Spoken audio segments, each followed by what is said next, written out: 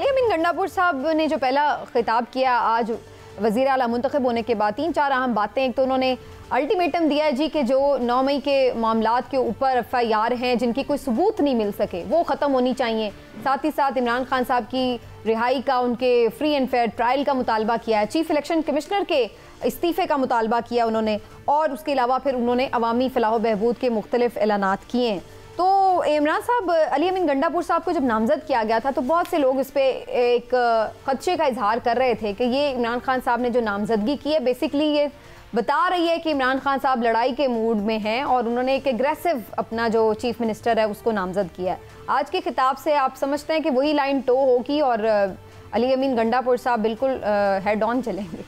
जी, मुझे तो इसमें कोई शक नहीं है। मुझे बिल्कुल इस पर 100% यकीन है कि अली अमीन गंडापुर जो है उसी तरह से चलेंगे, हेड ऑन ही रहेंगे। और देखिए, हर बंदे का अपना एक मिजाज होता है। अगर हम अली अमीन गंडापुर की अभी तक की सियासत देखें तो उसमें कहीं भी आपको उस तरह से जोल नज़र नहीं आएगा, उनमें कुछ नरमी नज़र नहीं आएगी।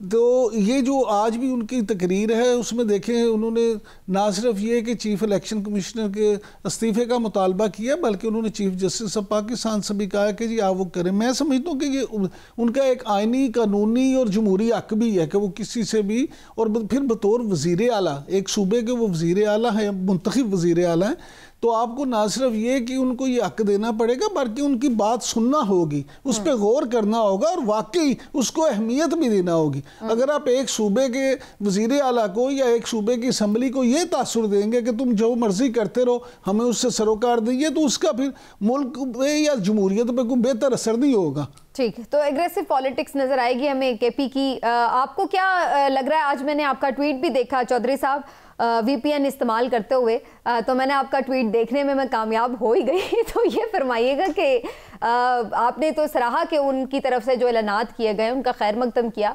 कैसे आपको लग रहा है केपी में एक बेहतर हुकूमत डिलीवर कर सकेगी, या फिर आपको लगता है कि कहीं इंतकाम की तरफ ना चले जाएंगे? अली अमीन ने जब मुंतखब होने के बाद जो स्पीच की थी वो मेरी नज़र में बड़ी बैलेंस स्पीच थी। उसमें उन्होंने जो अपने वोटर्स हैं, अपने उनके जो हल्का अहबाब है, वो जो उनका सपोर्टर है, उनका सेंटिमेंट भी कन्वे किया है।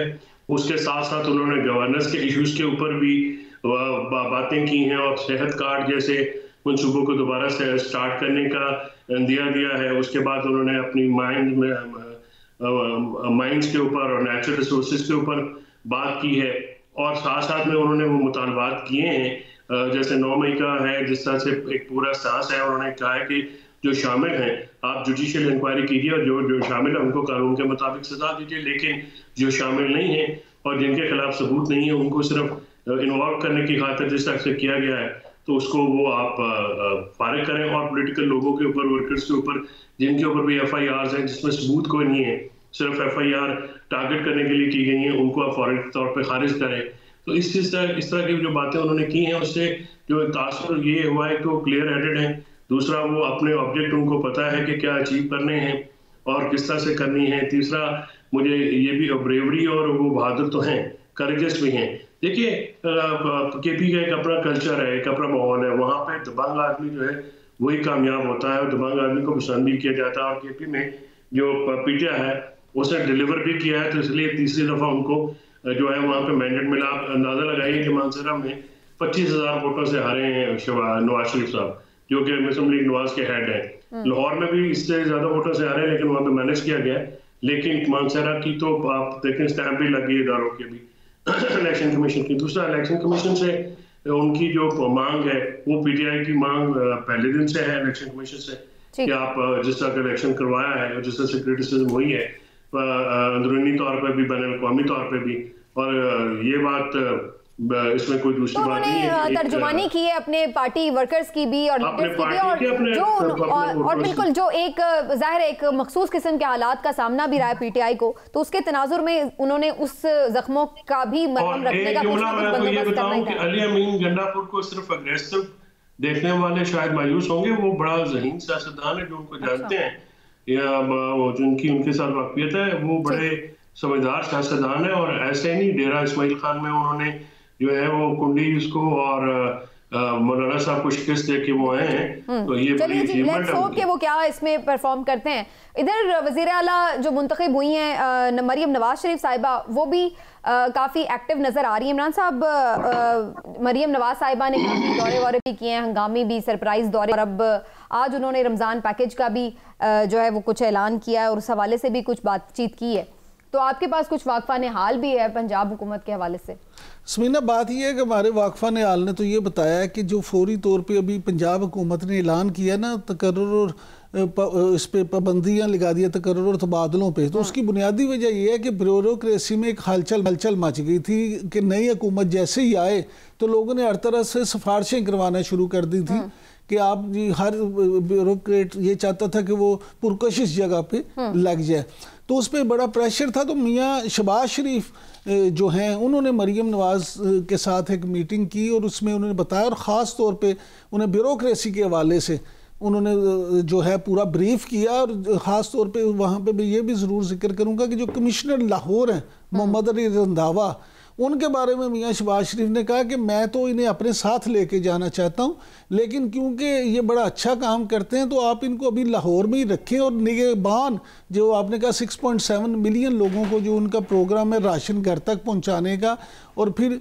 BDD बिजनेस डेवलपमेंट डिस्ट्रिक्ट जो है, ये दोनों काम आप इनसे ज़रूर लें। तो मरियम नवाज ने असल में अपने चचा के कहने पे ये पाबंदी लगाई है ताकि को काफी तजर्बा है पंजाब में काम, और ब्यूरोक्रेट्स भी ऐसे हैं जो ज्यादातर मियाँ शहबाज शरीफ के साथ काम कर चुके हैं। तो ये पंजाब की जो ब्यूरोक्रेसी है उसके लिए कड़ा इम्तहान ज़रूर है कि उन्हें सख्त दिन जो है ना उनके वो आने वाले हैं, और मरियम नवाज जिस एग्रेसिव पेस के साथ जाना चाहती हैं वो रावी अफसरों के लिए कोई इतना चैन नहीं लिख रहा। चलिए वो देखते हैं कि वो सब कुछ दर्शनी होता है या जेन्युइनली ऐसा होता है, वो तो अभी थोड़ा वक्त गुजरेगा तो हम एवेल्युएट कर रहे हैं। अफसरों की इमरान साहब ने बात की है, तो अफसरों के हवाले से ब्यूरोक्रेसी बाज़-औक़ात कैसे इख्तियारात से तजावुज़ करती है, हमने देखा है कि वो फिर शाह से ज़्यादा शाह के वफादार बनते भी नजर आते हैं। ऐसा ही एक मामला इस्लामाबाद के DC की तरफ से भी था, जिस पर आज जस्टिस बाबर सत्तार साहब ने एक बड़ा अहम हुक्म सुनाया है, और उन्होंने DC इस्लामाबाद के लिए भी, SSP ऑपरेशंस के लिए भी, SHO के लिए भी सज़ा सुनाई है।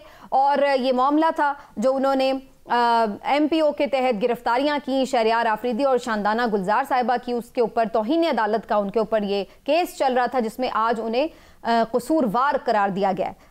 चौधरी साहब, ये बड़ा गैर मामूली सा फैसला था। हम लोग आमतौर पे देखते नहीं है कि इस तरह से किसी को भी लाइन हाजिर किया जाए अफसरान में से, लेकिन आज जस्टिस सत्तार साहब ने बड़ा इम्पोर्टेंट ये फैसला दिया है। आपकी नज़र में इस फैसले पर अमल दरामद होगा? क्योंकि उसकी फौरी बाद जो हमने जो इस्लामाबाद पुलिस के हेड का वो देखा मैसेज, तो वो तो कह रहे थे वो अपने ओहदों पर भी रहेंगे, काम भी करते रहेंगे, और हम इंट्रा कोर्ट अपील में बस इसको कलअदम करवा देंगे। नहीं, उसके लिए होती है। और ये जो इस्लामाबाद पुलिस का जो ट्वीट आया है, ये तो कंटेम्प्ट खुद का जो है वो लायबल टू बी कंटेम्प्ट है। ये क्या तरीक़ेकार हुआ? अगर अदालत ने लोगों को जो है अफसरों को डिक्लेयर किया है कि वो मिसकंडक्ट मरतकब है, उसको सजा दी, और आप जो है उसके काउंटर एक ट्वीट कर रहे हैं वो भी VPN इस्तेमाल करते हुए, तो ये मैं समझता हूँ किसी तौर पे भी अप्रिशिएट नहीं होना चाहिए। लेकिन एक बात मैं आपकी दोनों की इजाज़त से, मरियम नवाज साहबा का भी अपने वालिद की तरह और अपने चचा की तरह ज़्यादा इंसाफ ब्यूरोक्रेसी पे नज़र आ रहा है। अब कल वो यहाँ पे ददोचा डैम जो यहाँ पे पिंडी में बन रहा है नया, वहाँ पे गए हैं, तो वहाँ पे पिंडी से कोई भी MNA और MPA जो नून लीग का है वो साथ में नहीं था, माशा मरियम औरंगजेब के, वो क्योंकि उनकी सहेली भी हैं। तो वो वहाँ पे ये तो मैसेज जो गया है या यहाँ पे जो रीडिंग की है वो ये है कि आपके जो मुंतखब मेंबरान हैं उनकी हैसियत तो वक़्त तो बिल्कुल कोई नहीं है, और ये जो ब्यूरोक्रेट्स हैं इन्हीं के साथ वो लेके काम करेंगी। और ये जो वो करना चाह रही हैं, जो पेस वो दिखाना चाह रही हैं, मैं समझता हूँ कि ये ऑब्सोलीट हो गया ये मॉडल, और ये ज़्यादा देर कामयाब नहीं होगा। ये थानों पे जाना, हॉस्पिटलों में जाना, ये वो सारा पुरानी गिमिक्री है। ये मेरा नए तो जो नौजवान हैं या नई नस्ल जो है, नए वोटर्स हो, इससे मुतासर नहीं होंगे। तो मेरे ख्याल में जल्दी उनको इस पर भी रिव्यू करना पड़ेगा। ये जो उनका प्लान है इस तरह की शोहरत हासिल करने का, ये तो वो कामयाब होता हुआ मुझे नजर नहीं आता। शरीफ साहब के ऊपर भी उस वक्त बड़ी तनकीद होती है, वो बिल्कुल वही पैटर्न है उनका, वही छापे मारने हैं या पानी आ गया है तो वो बूट पहन के लोग पहन के खड़े हो। वो अब समीना पुराने हो गए काम। अब यहाँ पर लेकिन लेकिन लोगों को सर अपील भी करते थे, लोग कहते थे भी बड़ी शाबाश स्पीड है। बहुत सारे लोग जो हैं उस पे इतराज करते हैं, तो बहुत सारे लोगों ने पसंद भी किया।